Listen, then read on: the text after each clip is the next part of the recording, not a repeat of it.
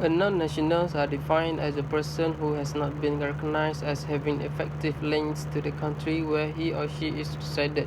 The concept is totally vice versa to nationals, where the people are individuals who have been recognized by a state to have permanently resided to that area and therefore received legal status as citizenship. There are different groups of non-citizens, including permanent residents, migrants, refugees, asylum seekers, victims of trafficking, foreign students, temporary visitors, other kinds of non-immigrants, and stateless people.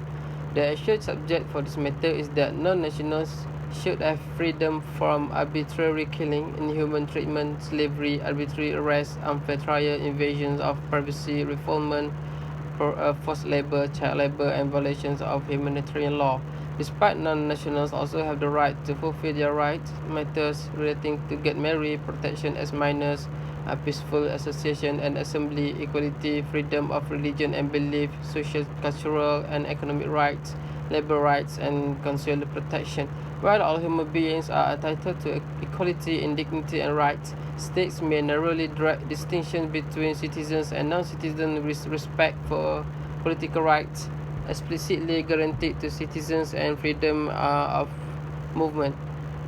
For non-nationals, it is said that to have a large gap between the rights that international human rights law guarantees them the realities that they face. In many countries, there are institutional and pervasive problems confronting non-citizens. Nearly all categories of non-citizens face official and non-official discrimination, while in some countries there may be legal guarantees of equal treatment and recognition of the importance of non-citizens in achieving economic prosperity. Non-citizens face hostile social and practical realities. They experience xenophobia, racism, and sexism. Language barriers and unfamiliar customs, lack of practical representation, difficulty realizing their economic, social, and cultural rights, particularly the right to work, the right to education, and the right to healthcare, difficulty obtaining identity documents, and lack of means to challenge violations of the rights effectively or to have them remedied.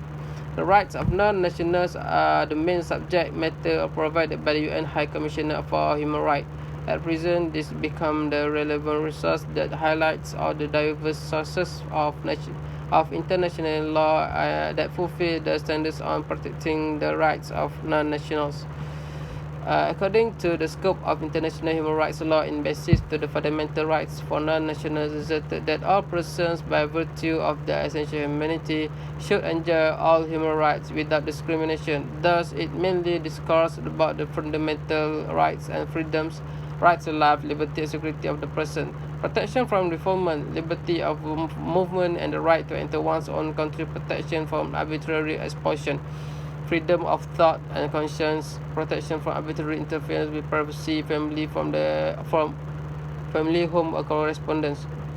One of the legal frameworks that stress out the protection of non-nationals is the International Covenant on Civil and Political Rights, set forth Article 2, Bracket 1. Each state party undertakes to respect and to ensure to all the individuals within its territory and subject to its jurisdiction the rights recognized in the present covenant without distinction of any kind, such as race, color, sex, language, religion, political or other opinion, national or social origin, property, birth or other status. In conclusion, the basic principle in the sense of protecting the persons with non-national status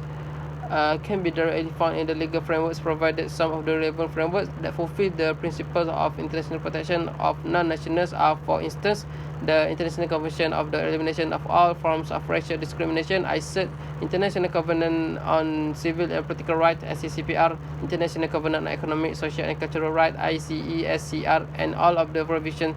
of human rights of migrants and racism under the United Nations Commission on Human Rights, UNCHR. And besides, states should therefore pursue universal ratification and implementation of the treaties, particularly the International Convention and the protection of the rights of all migrant workers and members of the protocol relating to the status of refugee, ILO conventions, the Convention of the Reduction of Statelessness and relating to the status of stateless person, the Vienna Convention on Consular Relations and its optional protocols, and protocols number 4 and 7 to the European Convention on Human Rights and European Framework Convention for the Protection of National Minorities.